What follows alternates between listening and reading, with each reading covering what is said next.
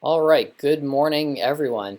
For those of you who don't know me, my name is Nick Paproski. I'm on the board of directors for the Connecticut Association of Paramedics and EMTs, better known as CAPE. Additionally, I am a paramedic and the training officer for Vintech Management Services in Torrington. Today's presentation has a very specific scope. We are going to be looking at how to renew your National Registry EMT certification. We'll touch on some Connecticut-specific items when they come up, but primarily this will be focused on National Registry. For those of you not familiar, CAPE is an organization that was initially founded in 2019 with the purpose of providing legislative outreach.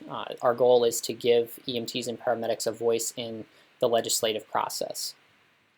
In addition to that, we provide our members with a number of additional benefits such as educational CMEs and member support resources.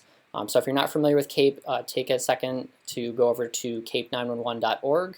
You can bookmark our page. We're also on Facebook. The easiest way to find us there is at cape911 in the search bar, and we are also up on YouTube. Today's presentation will be recorded and available on YouTube probably within about 24 hours. And please consider becoming a member of our organization today. The membership in our group, supports the efforts that we make in doing legislative outreach. All right, so the very first step when we're coming into our recertification cycle is we know this happens in March of every year. Everyone's on a 2-year renewal cycle at this point, and people are staggered onto different years. You, as early as October 1st, you can actually submit your recertification application, and anytime within that 2-year period prior to your recertification date, you can complete your continuing education. So the intent of completing the continuing education is probably to stagger it somewhat throughout that 2-year period, but again, you can include credits from up to 2 years ago. So the very first step, I'm going to share my screen now.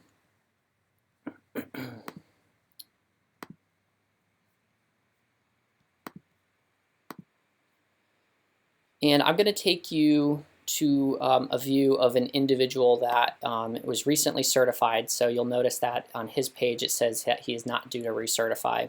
I'll jump back for a second.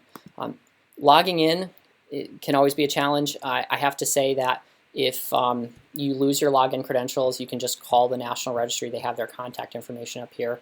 I'll keep saying this several times, but I'll give credit where credit is due. The National Registry, every time I have called them, they have been able to answer my question immediately. Any problem that I've ever encountered sounds like it was something that many other people had run into, and I'll recommend that if you end up with any type of complication or major issue, just give National Registry a call. They're really easy to work with.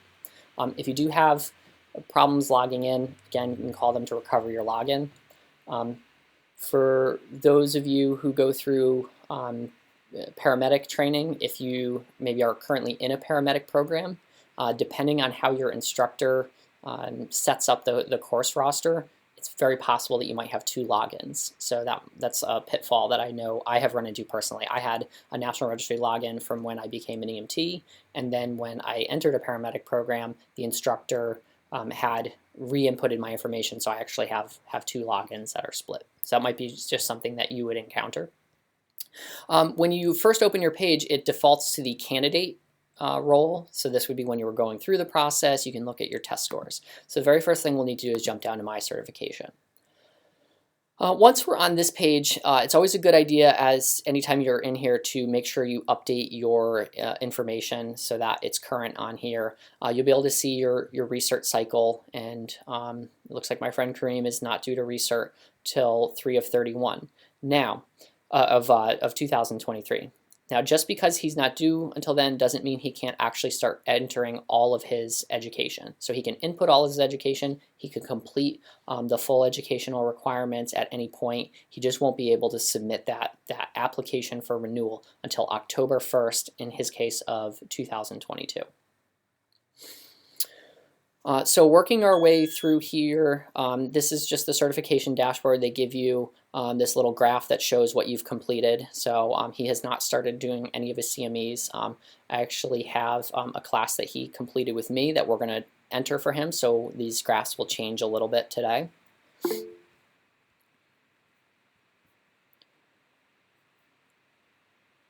Okay, so the next thing we can do is we can look at his transcript, and as I mentioned, he doesn't have anything entered so far.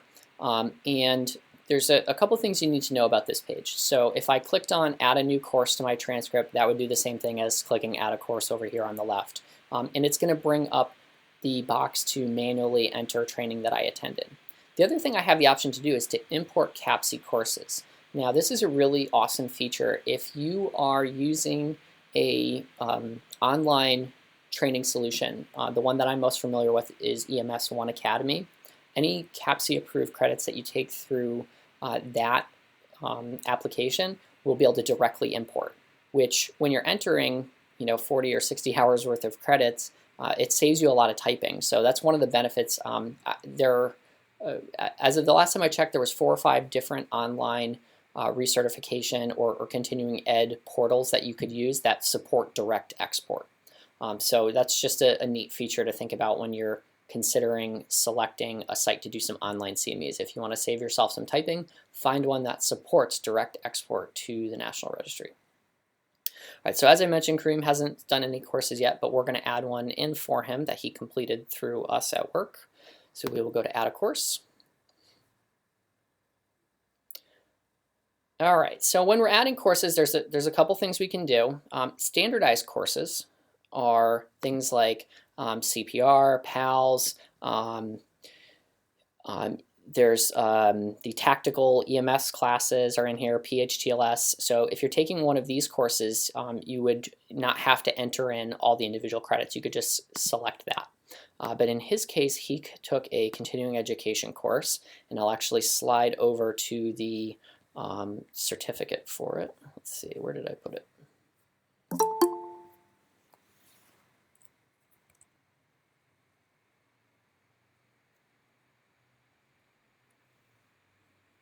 I have to find his certificate. I had it up on the screen, and there it is.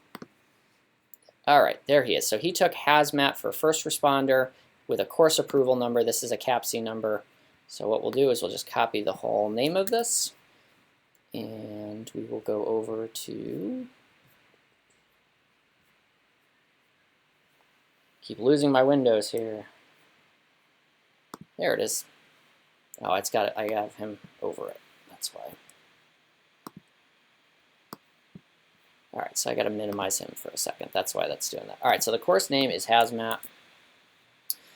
It was approved through CAPC, and then I have to continue to pull up the rest of the information for. Okay, so I have a course approval number. It's 2 hours of training, and he finished it on March 15th, 2021. Enter all that in. All right, so March 15th. Okay, did you teach this course? No. This is an important question here. Was an instructor present at this course? Well, the answer for this one was no. He took this one through EMS One Academy. It was an offline distributed class. There was no live instructor available. Now, in the past, there had been a cap on the percent or the number of hours that you could complete offline, taking a pre-prepared course. That has been waived both for the state of Connecticut and for National Registry during COVID. He can easily answer no here. It's not a problem. He could answer 100. He can input 100% of his courses as being offline courses, and that is acceptable. So the course duration, I jumped past that, was 2 hours. Now we can upload his certificates here. So you can grab the icon and drop it over, or we can click on it here and open it, and that will attach it. See, now the file's too big. That's because that is all of his certificates downloaded into one file. So I would need to individually download each certificate. Couple notes about uploading attachments. Now, this is not required that you attach the certificate. It's just strongly suggested. And how does that help or hurt us to attach or not attach a certificate? Well, first of all, the National Registry and the state of Connecticut, for that matter, when you do your EMT Recert, has the right to audit your records. In Connecticut, we're supposed to keep our educational records for 4 years, and I believe the National Registry requirement is the same. So at any point during your recertification application, they can actually call you out and ask for you to submit all your certificates. Now, if you upload them all at the time when you're inputting the education, then they're there ready for them to go, and you're not going to be scrambling to find a certificate to something that you took. It's important to note here that you can put in, I'm talking right now, this course was about a pre-approved course through a third-party learning management system. You could input local courses that you take at a hospital so long as they're approved by either a state EMS office or approved by CAPC, as well as classes you take at a conference, which are most likely approved by CAPC. So any course that you take, you really should be inputting these as you take them so that you're not stuck, a couple days before your refresher trying to enter in a bunch of stacks of certificates. It'll also advise you in the process on making sure that you've met the requirements in those individual areas, which we'll talk about in a second. So if you're constantly inputting your CMEs as you do them, then you'll always have an idea of where you stand, and as you wind down to the end of your refresher cycle, you'll be able to see, okay, I need another hour of airway, and you can seek out a way to get those specific credits. The course location, if you physically took the course, you would put the town and the state.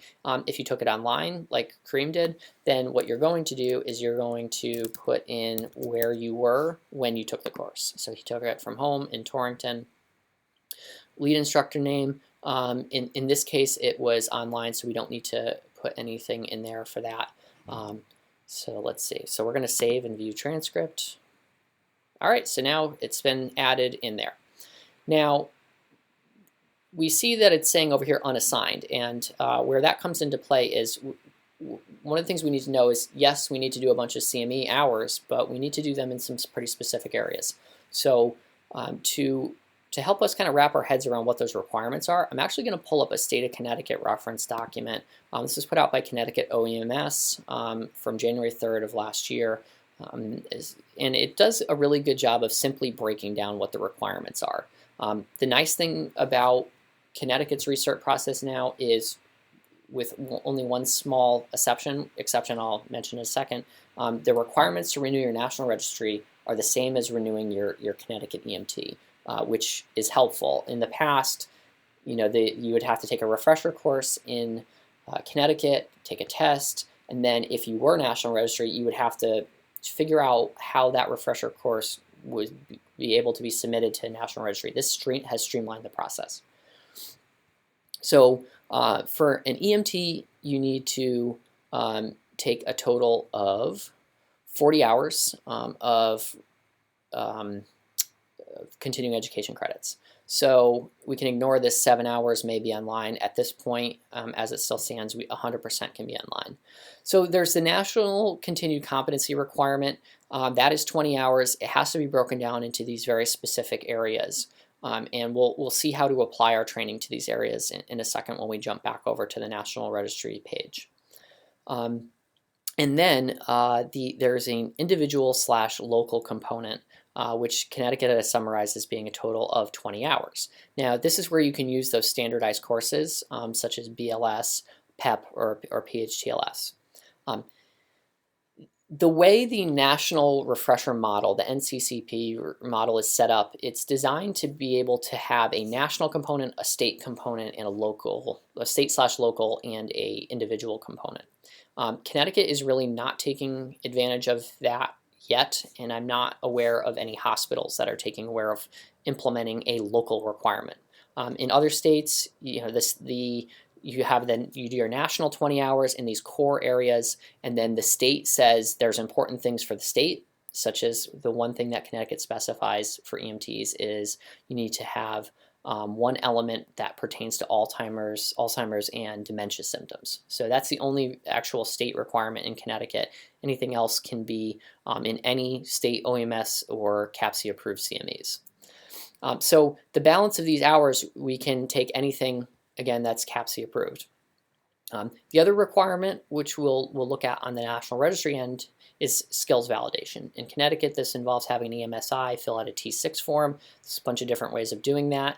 The great thing is that process is the same as National Registry. So a skills verification or validation that you do in Connecticut will, as long as they're following the prescribed process, that will count towards your NR-EMT. So now that we know that we have to do these hours in some specific areas, let's go back over to our National Registry login and look at how we can assign these credits to a certain area. All right, so if I go to Manage My Education, I have this dashboard that pops up, and I can see my national component, my 10 hours of state or local, and my 10 hours of individual. Well, I want to use, Kareem wants to use this hazmat class for operations. So what we do is we click the drop down, click select, and you can see where the course pops up. And he can choose to use the whole 2 hours there. That's fine. There's no reason to not use the full credit. If we wanted to, if we had another course we were taking that maybe applied to 2 categories, let's say it was a cardiac arrest 2-hour CME, and we still needed an hour of airway, and we still need an hour of cardiovascular, we could actually split that. So we would do 1 hour in the cardiovascular area and then grab the drop down again. The other great thing is that the only courses that'll pop up here are ones that are not already assigned. So you're not going to, if you take 20 or 30 classes, you're not going to see all of them available here. You're just going to see the ones that haven't yet been assigned. So let's go ahead and assign that.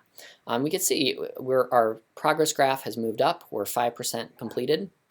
If we went back to our dashboard, we would start to see we've got some hours completed. So what we're going to do is we're just continue to take our courses and start assigning it to each of these components, and we can track our progress that way. Once we have added all the courses to our transcript and we've assigned them to all the courses, eventually this will show 100%. And then when you go to Recert application, as long as 100% of your hours are done and it's within that October 1st window, a whole new screen will pop up here where you'll be able to send in your Recert. Just a quick note here about our academic integrity. One of the things that they're going to ask you to certify, and there's similar language when you do your Connecticut renewal, they're asking you to certify that you're being truthful and everything that you're submitting is accurate. Just from a professional standpoint, our professional standards really dictate that with the trust placed in us by the public, we need to be meeting those requirements with integrity. I can pull up a lot of news articles about agencies and individuals who have gotten in trouble for submitting falsified records, and it's really, really a serious matter. So, and that's a speech we give to instructors as well. If you're hosting a class and there's 10 people in the class, then your roster should show 10 people. There is a lot of checks and balances on this, and it's not worth it.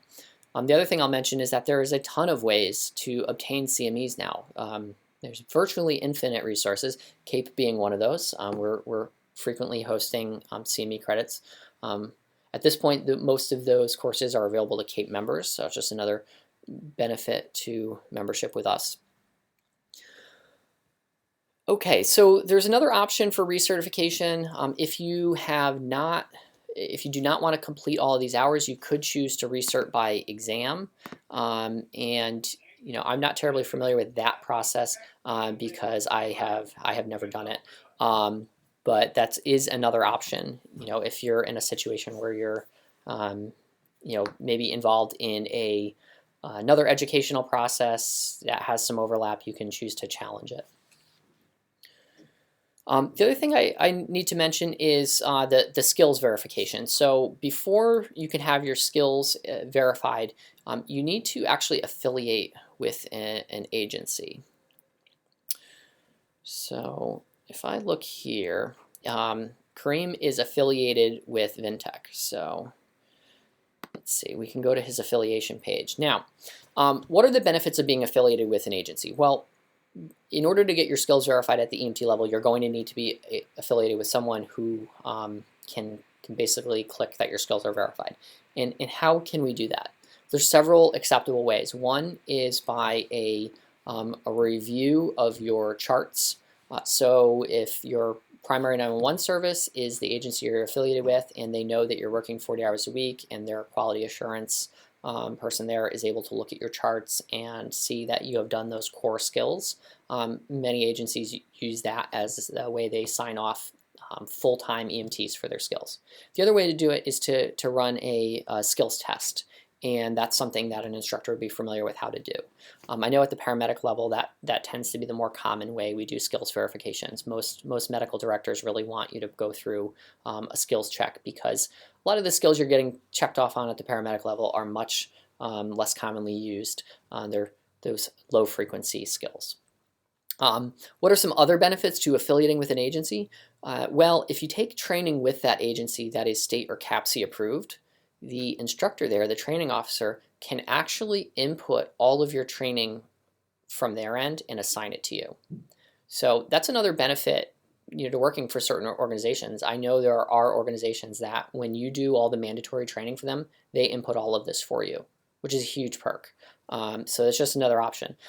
It's also important to know that you can affiliate with multiple agencies. So again, for all of us that work 2 jobs, we can be affiliated with both, with multiple agencies and have them be able to directly input that training for us. The other thing I should mention too is many of the refresher courses that I've seen offered around the state of Connecticut, the instructors will also do that same input process. So something to look at when you're considering a refresher course. If you are going to take a refresher course, take one where the instructor will upload all of your completions to the National Registry for you. You will still need to go in to manage my education, and you'll still need to assign everything, but instead of having to go through and add a course for all of those credits, they should already be there available. A quick word about refreshers.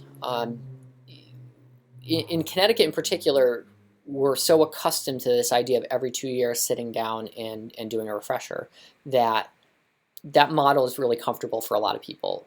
A lot of people don't want the hassle of constantly managing and trying to figure out, okay, where am I going to get 1 more hour of medical, or how can I find some individual CMEs? They want to take all 40 hours in one spot, and I've seen this offered a number of ways. 5 days in a row, or distributed over the weekends, that kind of thing. But there are courses available in the state of Connecticut that you can take where the individual topics that are presented in that course directly correspond to that NCCP model. So again, if this is really overwhelming and you want a simple way to accomplish it, that's something to consider.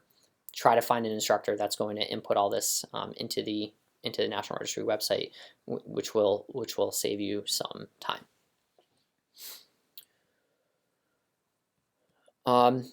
I'm going to just jump over to the chat and see if we have any questions. We got a bunch. Okay, so starting from the beginning, if we are Connecticut only, not National Registry, will our cert cycle be populated on the NR-EMT portal? Great question. So I believe this was the intent for the state of Connecticut, to be able to provision everyone a login. So the goal was, when the recertification process was revamped to align with this national model, they wanted to set everybody up with a National Registry login, whether you are a National Registry or not.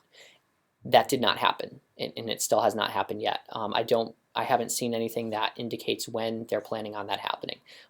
As you can see, the main benefit to doing that is the National Registry website is a really great place to log your CMEs. I think it makes it very, very efficient to track everything. Otherwise, you're going to be printing out some documents from the Connecticut OEMS's website and doing this in an Excel spreadsheet. And so it is a really great portal to use, but unfortunately at this point, if you are not currently National Registry, Connecticut has not yet made provisions for allowing you to have a login, but that's something that I hope we end up seeing. Another question, please address documentation on the Connecticut verification of CEU forms. Unfortunately, the scope of today's presentation is mostly on the National Registry side. I've mentioned the Connecticut specific things where it's been applicable, but I'm hoping in the near future that we'll be having another presentation that will address Connecticut specifically, and we'll be doing the same screen walkthrough. There's even a hope we might be able to get some resources from state of Connecticut to help us directly address all those questions. So I'm sorry that we can't really cover that today. Time will just not allow. But overall, the good thing to know is, for those of you that are National Registry, if you follow the requirements for National Registry, you will have met the Connecticut requirements.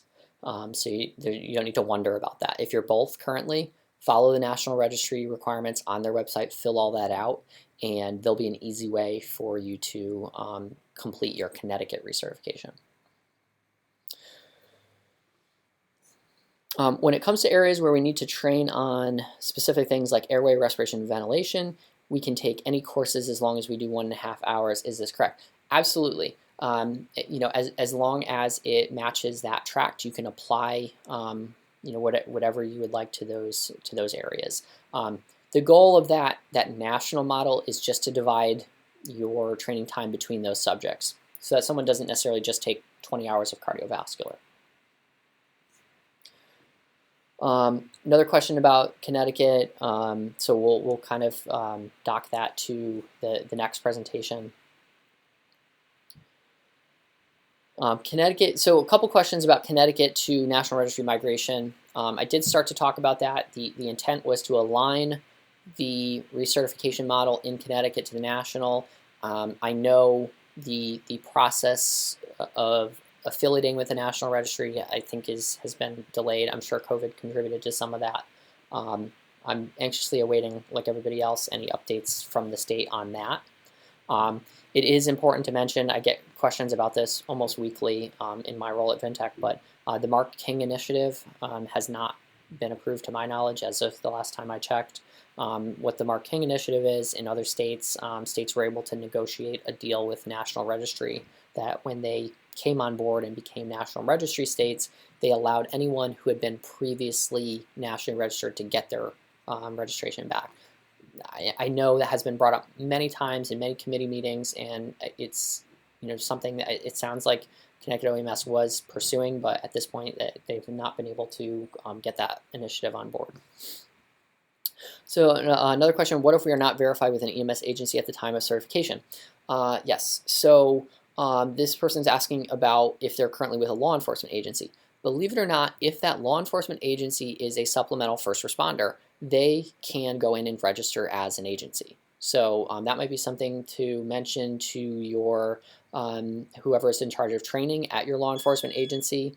If they have any questions about that, I'd be happy to help them with that process. I work with a number of law enforcement agencies as their training officer, so I'm pretty familiar with that process. But an agency doesn't have to necessarily be an EMS transport agency. A police department can become their own agency, and then they can have someone there that can perform skills verification. If you are not verified by an agency because you're not working in EMS currently, you would have to go to inactive status. So you know that is something to keep in the back of your mind. If you're going to take a break from working, there's a process to go inactive. And again, to cover that would be kind of too much today, but there's a whole process for going inactive and then another process to become active again. Another question we get is someone with an expired National Registry, what is the process for that? Once you're out of the grace period, which I believe is 90 days, you would need to renew. I'm sorry, I believe it's almost 2 years. I would have to clarify that, the time you can go after you've expired. But in order to get your National Registry back, you need to take a skills test and a computer test, a written exam again. So you know, just keep that in the back of your mind. If you did want to get National Registry back at this point without the Mark King initiative, you know, being activated, you would need to do that.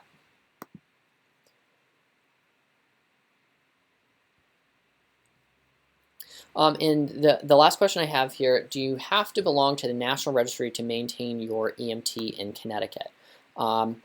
I can answer that question affirmatively for paramedics off the top of my head. You do not, or you're not required to maintain National Registry. That was, I think, one of the things that has complicated a lot of these questions, and this is actually one of the reasons why I became involved in CAPE, is we have somewhat of a complicated process in this state for how EMS is regulated. And in my short time with CAPE, I've seen really striking examples of legislation being proposed or that had previously passed, where the legislative language is pretty simple. It expresses an intent, for example, that people should take mental health first aid classes, and then in some of these bills they do put into the bill exactly a lot of specifics. In other ones they leave it up to their administrative agency. In this case, Connecticut OEMS. So I think a lot of the confusion that has come about in the last 2 years has come from news and rumors that came out of these legislative committee hearings, that came out of the bill. Even once a bill is passed that pertains to EMS education, there's a lag of when it goes to the to the administrative agency, such as OEMS or any of their boards, to see exactly how that's going to be implemented. So I think that's the reason for some of that confusion. I'm really happy to see CAPE advocating on several of the bills that are up in session currently to express how some of the proposed bills really complicated the recertification and education process. And I know that's one of the things that we've stressed in our testimonies. We want to simplify that process. It's already confusing enough.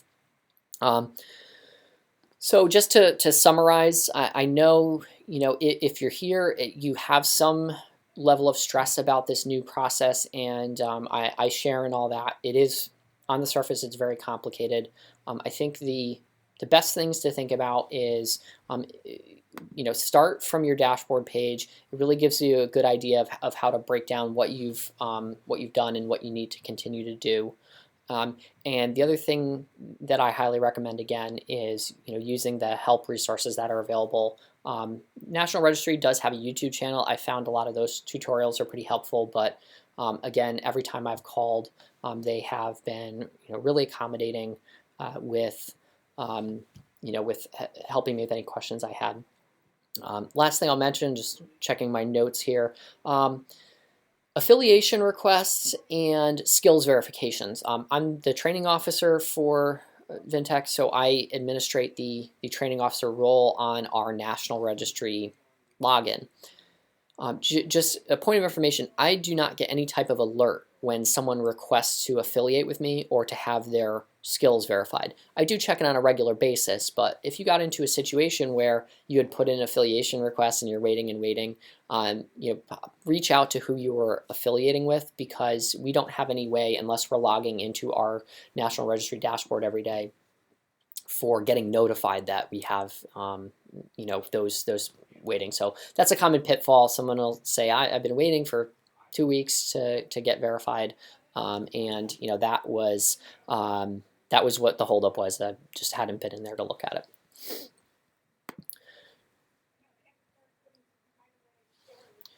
it. So another question, does Connecticut still allow EMSI? I think what this question is about is AEMT.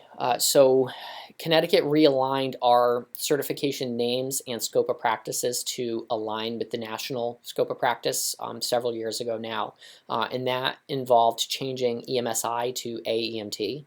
The only AEMT curriculum that Connecticut supports right now is the 95 curriculum. It's the more advanced of the two AEMT certification levels. So anyone that wanted to remain in that to be able to do IVs as an EMT needed to jump up to that 95 curriculum, which to my understanding is a couple 100-hour courses. Now, if you are currently an AEMT and you're coming to the end of your renewal cycle and you're not going to jump up to that 95 curriculum, you will need to recertify as an EMT-B, and you would contact the state of Connecticut OEMS for how to complete that process of basically downgrading from an AEMT to an EMT-B. Oh, and then clarification is EMS instructor. Yes, Connecticut still does have EMS instructors. So the purpose of EMS instructors, besides you have to be an EMSI to deliver an initial EMT class. EMSIs in Connecticut may teach continuing education classes. They do need to get approval either through the state or through their local medical direction, and that's a little bit of a process for us. EMSIs, or really anyone that is credentialed at CAPC standards, could apply for CAPC credit for a course that they're teaching. And again, with this new model, I've seen EMSIs doing EMS instructors doing their recertifications in several different ways, from doing the 40 hours in a matter of a week or two, to distributing it over time. And I also know EMS instructors in the state that present from CAPC approved credits. So there's two different ways if you're an EMS instructor to get credit for teaching a refresher, if we're going to call them that now. One is you can go through CAPC, or one is to go through the state of Connecticut website. So any other questions, any complicated questions where someone wants to unmute themselves and ask? I apologize for the narrow scope of today, but we're going to try to break these blocks down into very specific titles that we can post, and someone searching for a specific question on the National Registry can go directly to that one. At 11 o'clock, we're hosting one on the paramedic refresher process, and going to go over some of the more specific aspects that match that. And as I mentioned in the beginning, please check us out on the web. We are at cape911.org. You can find us at Cape 911 on Facebook as well as on YouTube, and follow our pages for more programs like this, giving you guys information to help keep your certifications fresh. And I posted in the beginning of the chat my personal email if you have any questions that we were not able to answer today. And if there are no more questions today, that will conclude our presentation. Thank you, everyone.